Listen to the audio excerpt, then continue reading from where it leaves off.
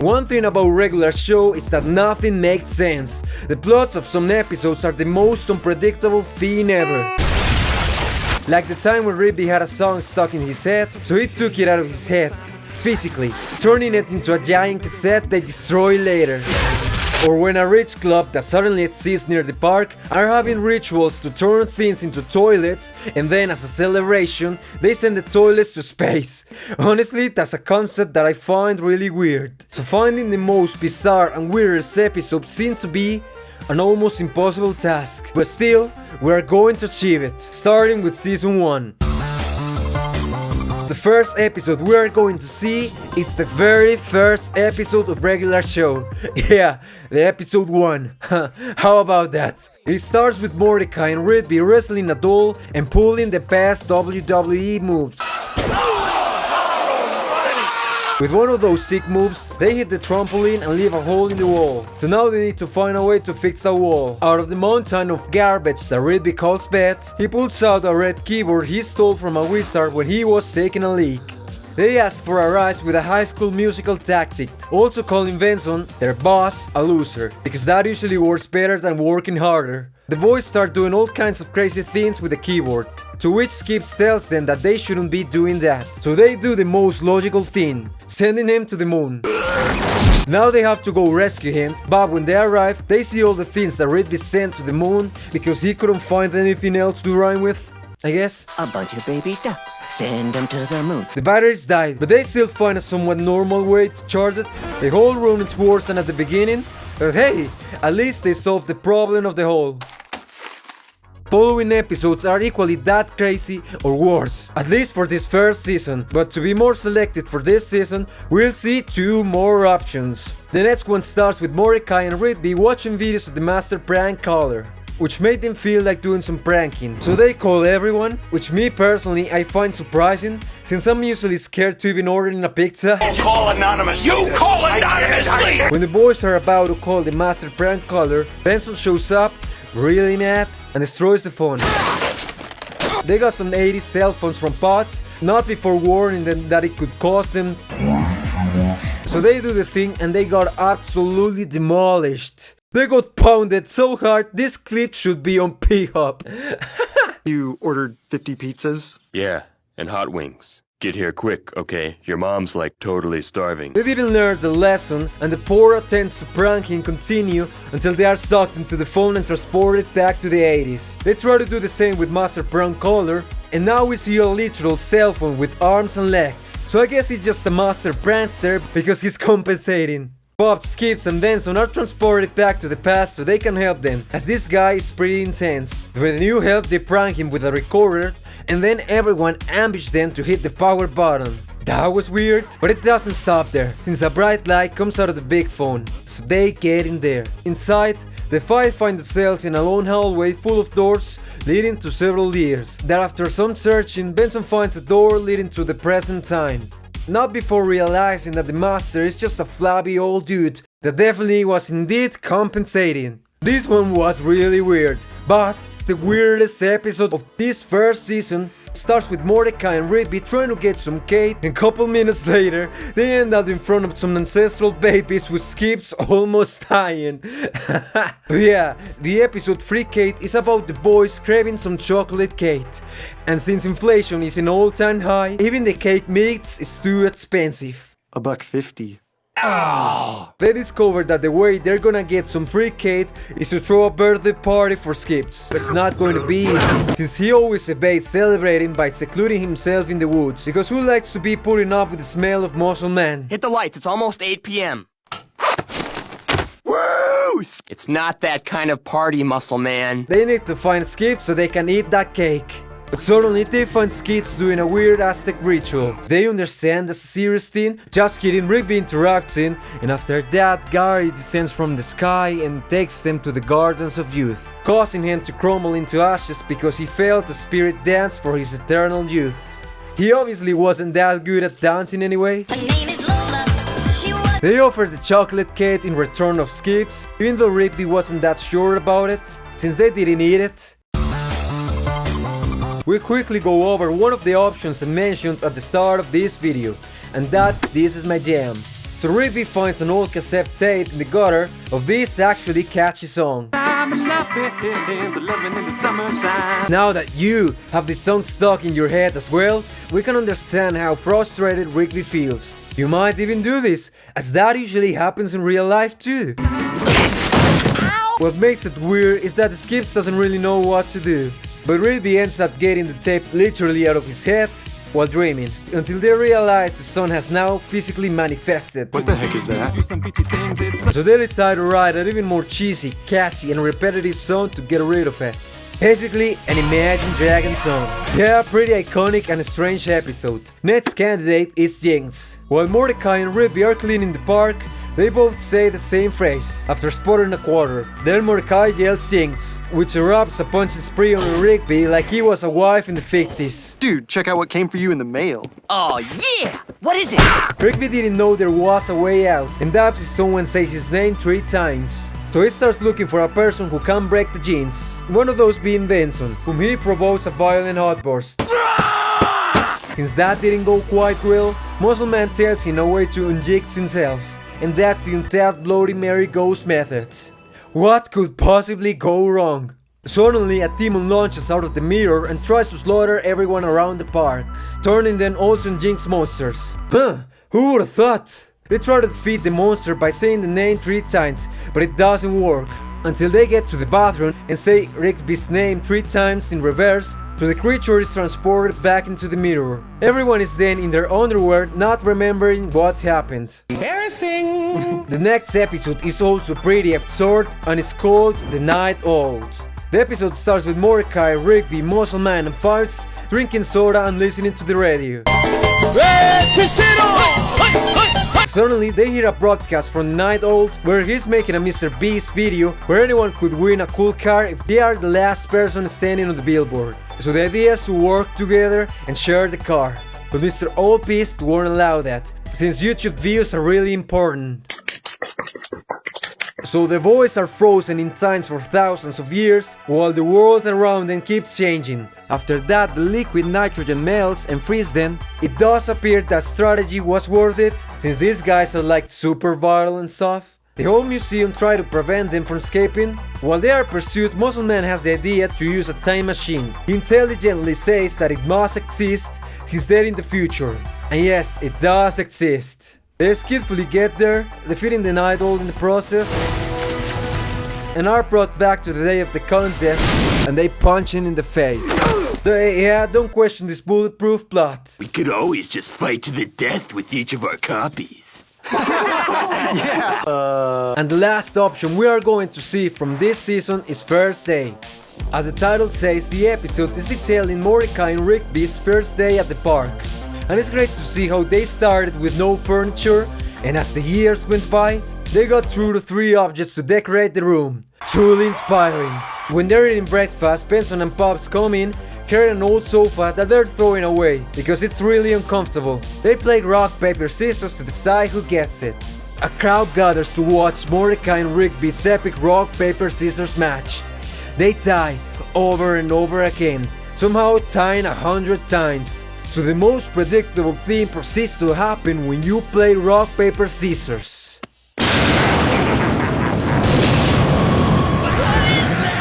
Yep, a black hole shows up with an ugly monster and it begins to eat everything. Escapes and Benson are helping them to hold on. Hold on, Rigby! Benson drives the car slowly, pulling Rigby out and finally breaking the tie. And as always, leaving a mess that they have to clean or they will be fired. For the 3rd season, I selected 3 crazy episodes, the first one being Cool Bites. Just the beginning, we can see how strange this episode is, since we see Mordecai and Rigby getting some females. That's just not possible. Since they used the new park cart and completely destroy it because they used it on skate ramps, Benson gives them bites. They're worried about not looking cool, since having to ride a bike all over the park, sweating and smelling bad, is not as dope as it sounds. If they get Benson to admit they are cool, he's gonna give them the cart back. And here starts the looks maxing journey for our boys, pursuing the glow up, tuning the rides and getting a stylish which yeah, they look kinda cool, but they also look like they're gonna make you an oatmeal caramel macchiato. That shit's ass, bro. Benson says again that they are not cool. Then Mordecai, being chill like that, says that they don't care what Benson thinks. After saying that, they're immediately under arrest for being too cool. And they're teleported to an intergalactic cool court. Yeah, yeah, let's not question the logic. Anyways, after it seems they are not going to beat the case and being sentenced to death, because everyone is saying how cool they are, even Benson, they escape causing the whole ship to explode and making it back home. As you see, it's pure insanity. Really solid option. The next one is titled Trash Boat, in which after Rigby saw on TV how changing his name brought the singer fame, fortune and power, he decides to change his name to the first two things he sees. He settles on Trash Boat. Later he finds how big of a terrible idea it was, since the amount of bullying he's getting is outrageous. Why use a trash can when I got a trash boat to pick it up? When he's crying in an alley, suddenly a portal opens up and a novice on boat man comes out. This man is the singer we saw before. He claims that Trash Boat and probably alcoholism ruined his life. Mordecai and Trash Boat barely make it to the courthouse just in time to get his old name back. And now there's no need to kill him. However, as the Urge is celebrating his victory, more portals open up with many singers with them, having the same reason as the Urge, wanting to kill each other back to back, leading to a chaotic fight scene. I find funny how the Claire has the face that clearly says, just an average Wednesday. I'd like to change my name back to Chad. That'll be $50, Mr. Butt Cheeks. The episode Sugar Rush is the last option for this season, and it starts with Benson giving the boys a very crucial and important task: getting the donuts. Important jobs. So I'm gonna start by having you get the donuts for the morning meeting. Whoa, really? Then off they go to Candy's Donuts, where the same guy that serves when iCarly is in the store. Don't any of you want to buy one of these off my stick? First they make sure to get the donut Benson wants, when suddenly they notice those double glazed poop looking donuts, and that would probably clog the veins of anyone who consumes them. They give the guy $10 for them, and surprisingly finish the job in no time. Until, suddenly, Pops tries one of those donuts, which made him very anxious and as hyperreactive as a kid after eating a line of G-Wheel. They try to tire him out, but not even that works. They take Bob to Skips, and somehow he gets to the conclusion to give him more sugar. Safety measure, I guess. And instead of getting a heart attack, he proceeds to disappear. So they have to go after him. They find Potts normal. However, everything around them is going in a slow motion. They figure they need even more sugar, so they need to eat Potts' money. There's only 3, and Skips tells them he figured out a way back, so they need to hurry before the meeting starts. They are transported to the next sugar plane, where everything is grey and they have not cute faces. They discover that actually they needed less sugar to get back. Huh.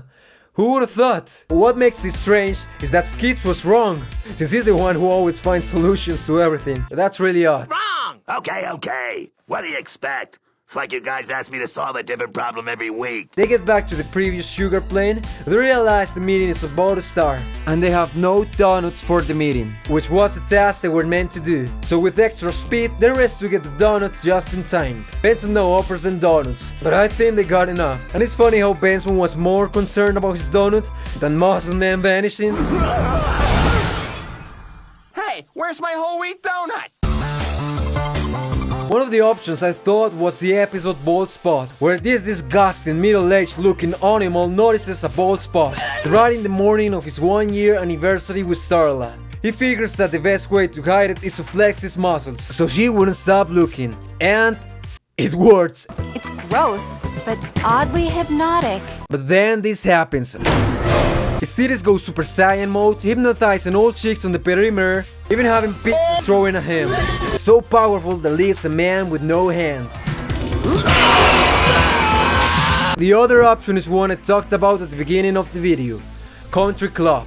where after Mordecai and Rigby got tricked by the rich with a $100 bill, they also take the golf cart because bullying occurs in all social classes. Also stole my four-wheeler. My prized orchid. Wait, there's a country club? They try to infiltrate inside its century house full of fancy toilets, but they got caught. But same as the cart, Mordecai and Rigby are going to be transformed into a toilet and then being sent into space. You have a machine that turns things into toilets? Later, Benson and the rest go for the rescue, and after trying to punch the rich old man in his face full of Botox, Botox overdone. Muscle Man hits a sick trick shot that ends up with the Botox guy being turned into a toilet and then being sent into space. As you see, a very untypical episode, but I think the next one is a better option, and that's the episode Exit 9B. It starts with Thomas, the new intern who has to face an average Monday in the park. That means total chaos. A mysterious bearded guy shooting everyone with a laser gun. Only Mordecai and Rigby manage to escape with a time travel machine. 2 months later, the boys discover that the rest of the staff have been brainwashed and have lost their memory, and the park has been raised to make place for Exit 9B on the freeway, that you can be sure is going to be bad due to carbon dioxide emissions. They need to find everyone and trigger their memories back, which they do one by one. Benson still works at the park, but is now under the employment of the mysterious bearded guy, as well as Thomas. Soon they are captured and buried neck deep in cement. Hey, you're gonna wake the others. This mysterious stranger reveals himself to be Garrett Bobby Ferguson Jr., the son of Garrett Bobby Ferguson. You're looking good, son. And explains that the entire Exit 9B project is designed to get revenge on Mordecai and Rigby after they made his father explode. He revives a ton of enemies from past episodes, including his father, all ready to steal their lunch money. Escape summons allies of its own, but they are clearly outnumbered, and after an intense battle they get Benson and Thomas to sign the paper, thus sending the revived villains back to Afterlife and the floating faces exploding again.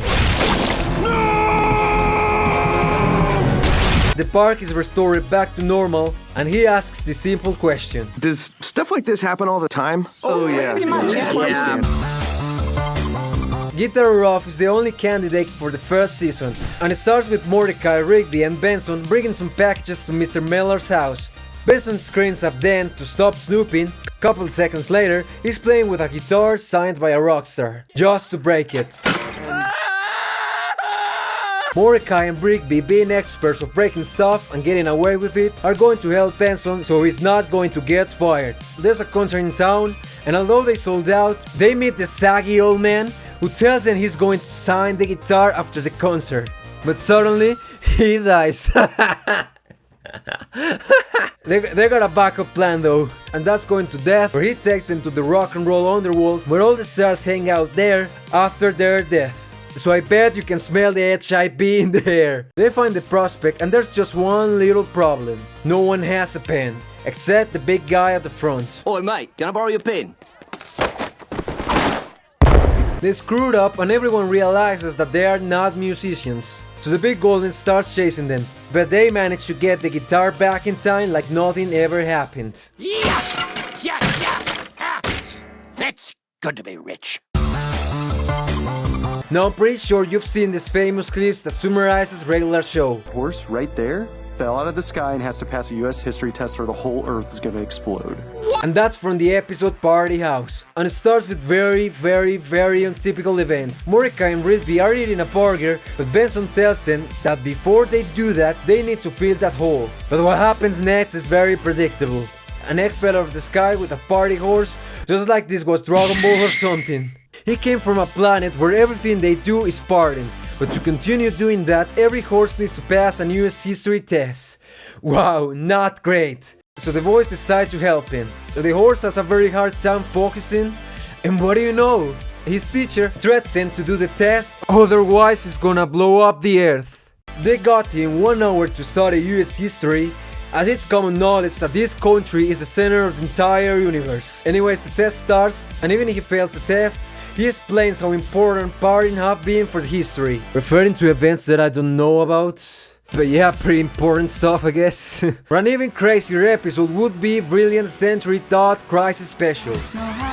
You can see the many references to Evangelion, Gurren Lagann, and many more animes. By the way, I'm curious, do you guys like anime? Let me know in the comments. This nonsensical episode starts with Mordecai and Rippy watching TV. There's an advertisement of Carrot and Brick's action figures that are completely trash. Suddenly, Pops enters the house crying and talks about a prehistoric creature who attacked them outside. They think it's a dinosaur. It turns out it isn't a dinosaur, but a weird and very aggressive chicken. The boys have to get rid of him, but of course that doesn't work.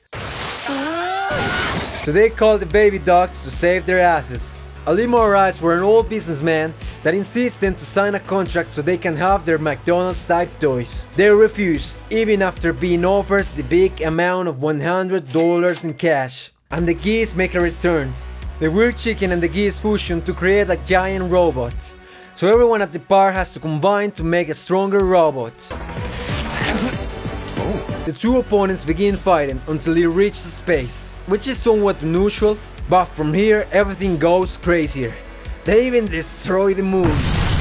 Never seen that before. This epic battle have the boys at the park a little against the wall, since the corporate robot is more powerful than them, even with some other allies joining in.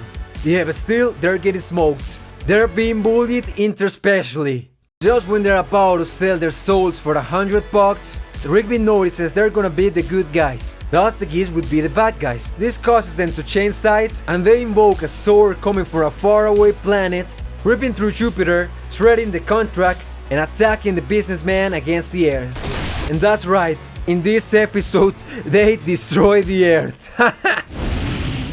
As you see, a very peculiar episode that definitely is going to be a solid option.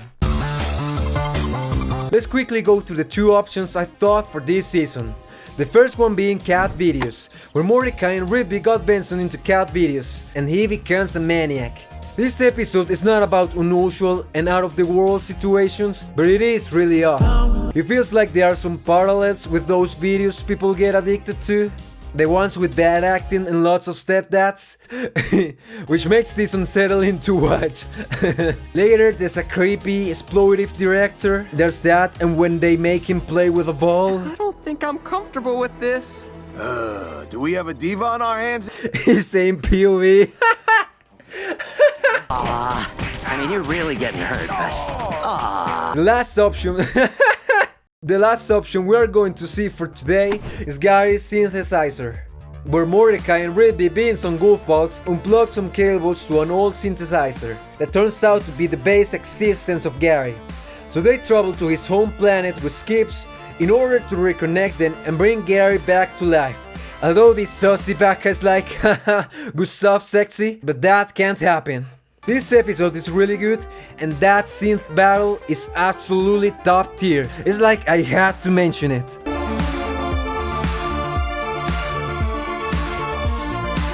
And I think it's one of the few times where they acknowledge the death of a character. This time, Gary's brother. Did you just kill your half-brother? Dude, that's dark. I don't find fair with the other candidates to pick an episode from Season 8, since this one being the last and taking place in space will not be fair. So there's no episode for Season 8. Alright, dogs. Now we have the total of 18 options. Within this we'll find the weirdest episode of regular show. But how are we going to do that? It is very ambiguous to try to measure the strangeness of something, since at least for the most normal episode, we have, well, real life as a reference. So let's pick one for season, and from there we select our winner. For season 1, as I told you before, is Free Cake. For the second season we saw 4 candidates, but I have to go with First Day, because you can predict rock, paper, scissors can cause a black hole. For the third season I'll go with Cool Bites. I struggle to see in what universe these two are getting the hoes around the block. For season 4, although Country Club is very bizarre, Exit 9B has all the elements that make this show so strange, and it literally has a big part of all the villains of the show. Season 5 we only got Guitar of Rock, and for season 6 we have to go with the Dogs episode. This was a really out of pocket one. There's weapons of the length of the universe, and they destroy a bunch of things that are not that usual to destroy. And for season 7 we go with Gary's synthesizer. I think it's pretty obvious the two best options. The amount of bizarre and out of the ordinary situations of this zoo stand out from the rest. So it's Exit 9B versus Brilliant Century Dot Crisis Special. Both absolutely solid options. But if we have to pick one, it'll be Exit 9B. Since here there are all the elements that make this show so not normal. There are time travels, erased memories, floating heads, clones, dogs with superpowers, deaths, zombies, interdimensional portals, magical babies, and a very long etc. Wow, not so much a regular show, huh? But with all these unusual episodes, you're wondering if there's a normal episode. I invite you to click on this video where I find that episode.